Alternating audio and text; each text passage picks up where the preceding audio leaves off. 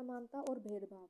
भेदभाव तब होता है जब लोग पूर्वाग्रह या रूढ़िबद्ध धारणाओं के आधार पर व्यवहार करते हैं। अगर आप लोगों को नीचा दिखाने के लिए कुछ करते हैं, अगर आप उन्हें कुछ गतिविधियों में भाग लेने से रोकते हैं, किसी खास नौकरी को करने से रोकते हैं या किसी मोहल्ले में रहने नहीं देते, एक ही कुएं या हैंडपंप में पानी नहीं लेने देते या दूसरों द्वारा इस्तेमाल किए जाए रहे कप या गिलास में चाय नहीं पीने देते, तो इसका मतलब है कि आप उनके साथ भेदभाव कर रहे हैं।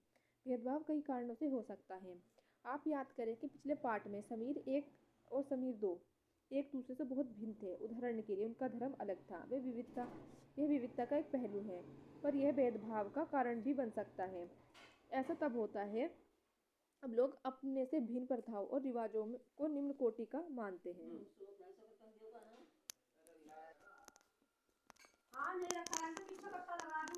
और ये भेदभाव का कारण भी बन सकता है। ऐसा तब होता है जब लोग अपने से भिन्न प्रथाओं और रिवाजों को निम्न कोटि का मानते हैं। दोनों समीरों में से एक और अंतर और उनकी आर्थिक पृष्ठभूमि का था। समीर 2 गरीब था। कुछ मुसलमानों के बारे में आम रूढ़िबद्ध धारणा है कि वे लड़कियों को पढ़ाने में रुचि नहीं लेते, इसलिए उन्हें स्कूल नहीं भेजते। जबकि अध्ययन यह दिखा रहे हैं कि मुसलमानों की गरीबी इसका एक महत्वपूर्ण कारण है। गरीबी की वजह से ही वह लड़कियों को स्कूल नहीं भेज पाते या स्कूल से जल्दी निकाल लेते हैं। जहाँ पर भी गरीबी तक शिक्षा पहुँचाने के प्रयास किए गए हैं, वहाँ मुस्लिम समुदाय के लोगों ने अपनी लड़कियों को स्कूल भेजने में रुचि दिखाई है। उदाहरण के तौर पर केरल में स्कूल प्राय घर के पास हैं। सरकारी बस की सुविधा बहुत अच्छी है, जिससे ग्रामीण क्षेत्रों में शिक्षकों को स्कूल पहुंचने में मदद मिलती है। उनमें 60% से ज़्यादा महिला शिक्षक हैं। इन सभी कारकों ने बहुत सारे गरीब परिवार के बच्चों को स्कूल जाने में मदद की है, जिनमें मुसलमान लड़कियां भी शामिल हैं। दूसरे राज्यों में जहां ऐसे प्रयास नहीं किए गए, वहां गरीब परिवारों के बच्चों को स्कूल जाने में मुश्किल आती है, चाहे वे मुसलमान हो, जनजातीय हो, अनुसूचित जाति के हों।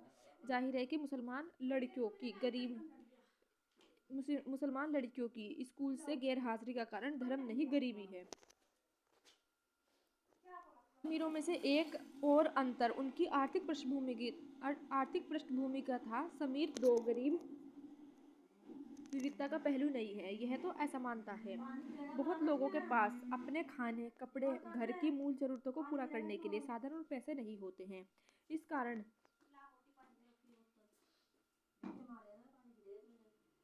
इसी कारण दफ्तरों, अस्पतालों, स्कूलों आदि में उनके साथ भेदभाव किया जाता है। कुछ लोगों को विविधता और असमानता पर आधारित दोनों ही तरह के भेदभाव का सामना करना पड़ता है। एक तो इस कारण कि वे उस समुदाय के सदस्य हैं जिनकी संस्कृति को मूल्यवान नहीं माना जाता। ऊपर से यदि वे गरीब हैं और उनके पास अपनी ज़रूरतों को पूरा करने के साधन नहीं, तो इस आधार पर भी भेदभाव किया जाता है। ऐसे दोहरे भेदभाव का सामना कई जनजातीय लोगों, धार्मिक समूहों और खास क्षेत्रों के लोगों को करना पड़ता है। भेदभाव का सामना करने पर अपनी आजीविका चलाने के लिए लोग अलग अलग तरह के काम करते हैं, जैसे पढ़ाना, बर्तन बनाना, मछली पकड़ना, बढ़ईगिरी, खेती, बुनाई इत्यादि। लेकिन कुछ कामों को दूसरे के मुकाबले अधिक महत्वपूर्ण माना जाता है। सफाई करना, कपड़े धोना, बाल काटना, कचरा उठाना जैसे कामों को समाज में कम महत्व का माना जाता है, इसलिए जो लोग इन कामों को करते हैं उनको गंदा या अपवित्र माना जाता है। यह जाति व्यवस्था का एक बड़ा महत्वपूर्ण पहलू है। जाति व्यवस्था में लोगों के समूह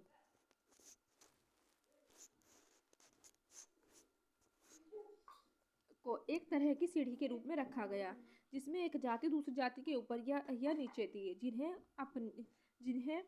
जिन्होंने अपने आप को इस सीढ़ी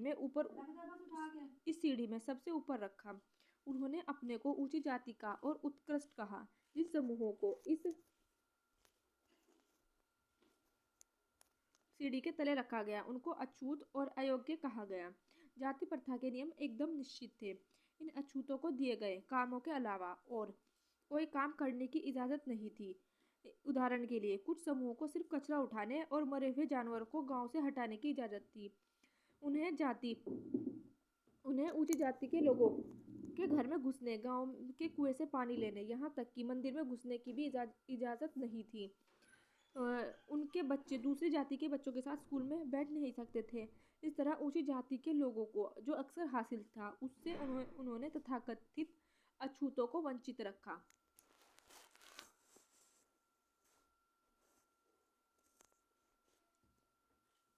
अगले प्रश्न पर हम देखेंगे कि कैसे भारत की एक मशहूर हस्ती को भेदभाव का सामना करना पड़ा था। यह भाग हमें यह समझाने में मदद करेगा कि किसी जाति के तहत बहुत बड़ी संख्या के लोग भेदभाव का शिकार हुए। भारत के महान नेता डॉक्टर भीमराव अंबेडकर ने जाति व्यवस्था पर आधारित भेदभाव के अपने अनुभवों के बारे में लिखा है। यह अनुभव उनको 1901 में हुआ था, जब वे केवल 9 साल के थे। वे महाराष्ट्र में कोरेगांव में अपने भाइयों के साथ पिता से मिलने गए थे। बड़ी देर हमने इंतजार किया पर कोई नहीं आया। 1 घंटा बीत गया तो स्टेशन मास्टर पूछने गए। उन्होंने हमसे हमारे टिकट मांगे जो हमने दिखा दिए। उन्होंने पूछा कि हम वहाँ क्यों रुके हुए थे। हमने बताया कि हमें कोरेगांव जाना था और हम पिताजी यानी उनके नौकर के आने का इंतजार कर रहे थे, लेकिन दोनों में से कोई भी नहीं पहुंच पाया था और हमें पता नहीं था कि कोरेगांव कैसे पहुंचते हैं। हमने बहुत अच्छे कपड़े पहन रखे थे। हमारे कपड़े और बोली से कोई यह अंदाजा नहीं लगा सकता था कि हम अछूतों के बच्चे थे। निश्चय स्टेशन मास्टर को यह लगा कि हम ब्राह्मण बच्चे हैं और वे हमारी मुश्किल को देखकर बड़े परेशान हुए, जैसा कि हिंदुओं में होता ही है। स्टेशन मास्टर ने हमसे पूछा कि हम कौन हैं। बिना एक पल के भी सोचे मेरे मुंह से निकल गया कि हम महार हैं। बम्बई प्रांत में महार समुदाय को अछूत माना जाता था। उनको एकदम से धक्का लगा। वे भौचक्के रह गए। उनके चेहरे पर अचानक परिवर्तन हुआ। हमने देख लिया कि अजीब सी घृणा की भावना उन पर हावी हो गई। उन्होंने जैसे ही मेरा जवाब सुना वे अपने कमरे में वापस चले गए और हम वहीं के वहीं खड़े रह गए। 15-20 मिनट बीत गए। सूरज बिल्कुल छिप सा गया। पिताजी आए नहीं थे और ना ही उनका नौकर, और अब स्टेशन मास्टर भी हमें छोड़कर चले गए थे। हम काफी घबराए हुए थे। यात्रा के शुरू होने में जो खुशी और उत्साह की भावना थी, उसकी जगह अब अत्यधिक उदासी ने ले ली थी। आधे घंटे बाद स्टेशन मास्टर लौटकर आए तो पूछा कि हम क्या करने की सोच रहे हैं। हमने कहा कि अगर हमें किराए पर एक बैलगाड़ी मिल जाती तो हम कोरेगांव जा सकते थे। अगर कोरेगांव ज्यादा दूर नहीं तो हम फौरन निकलना चाहते थे। वहां किराए पर कई बैलगाड़ियां चल रही थी, लेकिन मैंने स्टेशन मास्टर को जो जवाब दिया था कि हम महार हैं, उसका पता सबको चल गया था। कोई भी गाड़ीवान अछूत वर्ग की सवारी को ले जाकर अपने आप को गंदा और नीचे नहीं बनाना चाहता था। हम दुगना किराया देने को तैयार थे, पर हमें एहसास हुआ कि बात पैसे से नहीं बन सकती। स्टेशन मास्टर जो हमारे लिए गाड़ी वालों से मोल तोल कर रहे थे, चुपचाप खड़े हुए और समझ नहीं आ रहा था कि क्या करें।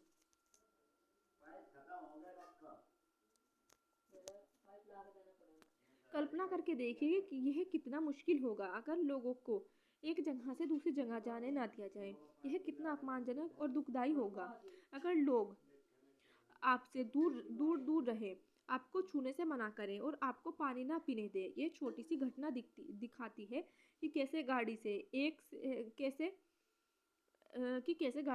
से दूसरी जगह जाने के साधारण काम की सुविधा भी इन बच्चों के पास नहीं थी, जबकि वे पैसा दे सकते थे। स्टेशन के सभी गाड़ीवालों ने बच्चों को ले जाने से मना कर दिया। उन्होंने बच्चों के साथ भेदभाव भरा व्यवहार किया। इस कहानी से यह बिल्कुल साफ है कि जाति पर आधारित भेदभाव न केवल दलितों को कई गतिविधियों से वंचित रखता है, बल्कि वह उन्हें आदर सम्मान भी नहीं मिलने देता जो दूसरों को मिलता है। समानता के लिए संघर्ष। ब्रिटिश शासन से आज़ादी पाने के लिए जो संघर्ष किया गया था, उसमें समानता के व्यवहार के लिए किया गया संघर्ष भी शामिल था। दलितों, औरतों, जनजातीय लोगों और किसानों ने अपने जीवन में जिस गैर बराबरी का अनुभव किया, उसके खिलाफ उन्होंने लड़ाई लड़ी। जैसा कि पहले भी बात हुई, बहुत सारे दलितों ने संगठित होकर मंदिर में प्रवेश करने के लिए संघर्ष किया। महिलाओं ने मांग की कि जैसे पुरुषों के पास शिक्षा का अधिकार है, वैसे ही उन्हें भी अधिकार मिले। किसानों और दलितों ने अपने आप को जमींदारों और ऊंची ब्याज की दर से छुटकारा दिलाने के लिए संघर्ष किया। 1947 में जब भारत आजाद हुआ और एक राष्ट्र बना तो हमारे नेताओं ने समाज में व्याप्त कई तरह की असमानताओं पर विचार किया। संविधान को लिखने वाले लोग भी इस बात से अवगत थे कि हमारे समाज में कैसे भेदभाव किया जाता है और लोगों ने उसके खिलाफ किस तरह संघर्ष किया है। कई नेता इस लड़ाइयों से कई नेता इस इन कई नेता इन लड़ाइयों का हिस्सा थे।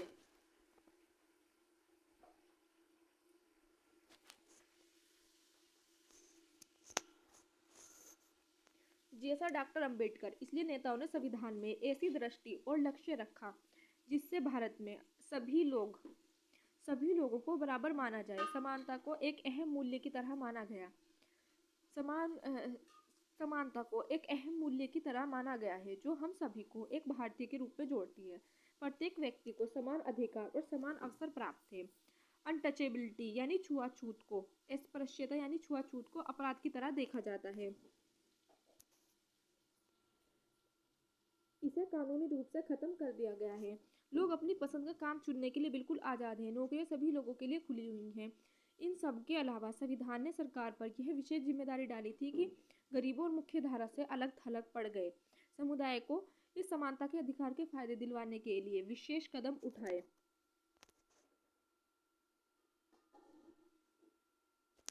हालांकि हमारे संविधान में इन विचारों पर जोर दिया गया है, पर यह पाठ इस बात को उठाता है कि असमानता आज भी मौजूद है। समानता वह मूल्य है जिसके लिए हमें निरंतर संघर्ष करते रहना होगा। भारतीयों के लिए समानता का मूल्य वास्तविक जीवन का हिस्सा बने, सच्चाई बने। इसके लिए लोगों के संघर्ष, उनके आंदोलन और सरकार द्वारा उठाए जाने वाले कदम बहुत जरूरी है। संविधान के लेखकों ने यह भी कहा कि विविधता की इज्जत करना, उसे मूल्यवान मानना समानता सुनिश्चित करने में बहुत ही महत्वपूर्ण कारक है। उन्होंने यह महसूस किया कि लोगों को अपने धर्म का पालन करने, अपनी भाषा बोलने, अपने त्योहार मनाने और अपने आप को खुले रूप से अभिव्यक्त करने की आज़ादी होनी चाहिए। उन्होंने कहा कि कोई एक भाषा, धर्म या त्योहार सबके लिए अनिवार्य नहीं बनना चाहिए। उन्होंने जोर दिया कि सरकार सभी धर्मों को बराबर मानेगी, इसलिए भारत एक धर्मनिरपेक्ष देश है।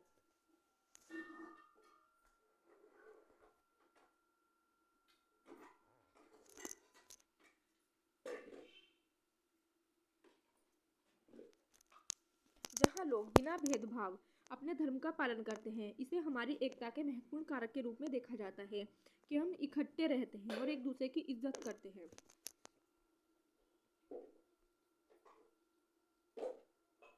तो नीची कही जाने वाली जाति के लोग अपनी पहचान के रूप में इस्तेमाल करते हैं। वे इस शब्द को अछूत से ज़्यादा पसंद करते हैं। दलित का मतलब है जिन्हें दबाया गया, कुचला गया। दलितों के अनुसार यह शब्द दर्शाता है कि कैसे सामाजिक पूर्वाग्रहों और भेदभाव ने दलित लोगों को दबाकर रखा है। सरकार ऐसे लोगों को अनुसूचित जाति के वर्ग में रखती है। डॉक्टर भीमराव अंबेडकर 1891 से 1956 तक इनका जो है लाइफ टाइम है। इसको डॉक्टर भीमराव अंबेडकर को भारतीय संविधान के पिता एवं दलितों के सबसे बड़े नेता के रूप में जाना जाता है। डॉक्टर अंबेडकर ने दलित समुदाय के अधिकारों के लिए लड़ाई लड़ी थी। उनका महार जाति में जन्म हुआ था जो अछूत मानी जाती थी। महार लोग गरीब होते थे, उनके पास जमीन नहीं थी और उनके बच्चों को वही काम करना पड़ता था जो वे खुद करते थे। उन्हें गांव के बाहर रहना पड़ता था और गांव के अंदर आने की इजाज़त नहीं थी। अंबेडकर अपनी जाति के पहले व्यक्ति थे जिन्होंने अपने कॉलेज की पढ़ाई पूरी की और वकील बनाने के लिए इंग्लैंड गए। उन्होंने दलितों को अपने बच्चों और स्कूल कॉलेज भेजने के लिए प्रोत्साहित किया। दलितों से अलग अलग तरह की सरकारी नौकरी करने को कहा ताकि वे जाति व्यवस्था से बाहर निकल पाए।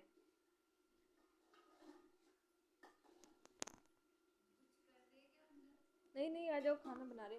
दलित वह शब्द है जो नीचे कही जाने वाली जाति के लोग अपनी पहचान के रूप में इस्तेमाल करते हैं। वह इस शब्द को अछूत से ज्यादा पसंद करते हैं। दलित का मतलब जिन्हें दबाया गया, कुचला गया। दलितों के अनुसार यह शब्द दर्शाता है कि कैसे सामाजिक पूर्वाग्रह, भेदभाव ने दलित लोगों को दबा कर रखा है। सरकार ऐसे लोगों को अनुसूचित जाति के वर्ग में रखती है।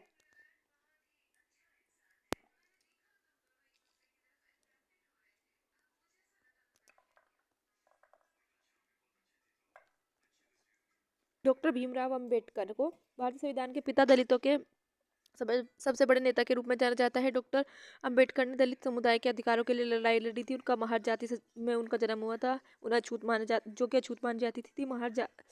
महार लोग गरीब होते थे, उनके पास जमीन नहीं थी, उनके बच्चों को वही काम करना पड़ता था जो वे खुद करते थे। उन्हें गांव के बाहर रहना पड़ता था, गांव के अंदर आने की इजाज़त नहीं थी। अंबेडकर अपनी जाति के पहले व्यक्ति थे जिसने अपनी कॉलेज की पढ़ाई पूरी की और वकील बनने के लिए इंग्लैंड गए। उन्होंने दलितों को अपने बच्चों को स्कूल कॉलेज भेजने के लिए प्रोत्साहित किया। दलितों से अलग अलग तरह की सरकारी नौकरी करने को कहा ताकि वे जाति व्यवस्था से बाहर निकल पाए। दलितों के मंदिर प्रवेश के लिए जो कई प्रयास किए जा रहे थे, उनका अंबेडकर ने नेतृत्व किया। उन्हें ऐसे धर्म की तलाश थी जो सबको समान निगाह से देखे। जीवन में आगे चलकर उन्होंने धर्म परिवर्तन करके बौद्ध धर्म को अपनाया। उनका मानना था कि दलितों को जाति प्रथा के खिलाफ अवश्य लड़ना चाहिए और ऐसा समाज बनाने की तरफ काम करना चाहिए जिसमें सबकी इज्जत हो, ना कि कुछ ही लोगों की।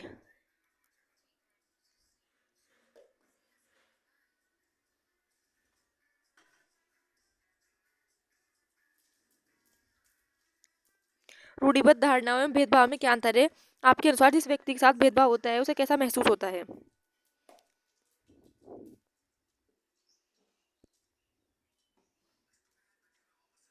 बच्चे पैसा देने को तैयार थे, फिर भी उन्हें गाड़ी वालों ने उन्हें क्यों ले जाने से मना कर दिया? क्यों स्टेशनों पर डॉक्टर अंबेडकर उनके भाइयों के साथ कैसा भेदभाव हुआ? महार होने का पता चलने पर स्टेशन मास्टर जी को की जो प्रतिक्रिया हुई थी उसे देखकर बचपन में अंबेडकर को कैसा लगा होगा? अपने शब्दों में वर्णन कीजिए कि आपको कभी अपने प्रति लोगों के पूर्वाग्रह का अनुभव हुआ है या आपने दूसरों के प्रति भेदभाव भरे व्यवहार को देखा है, उससे आपको कैसा महसूस हुआ?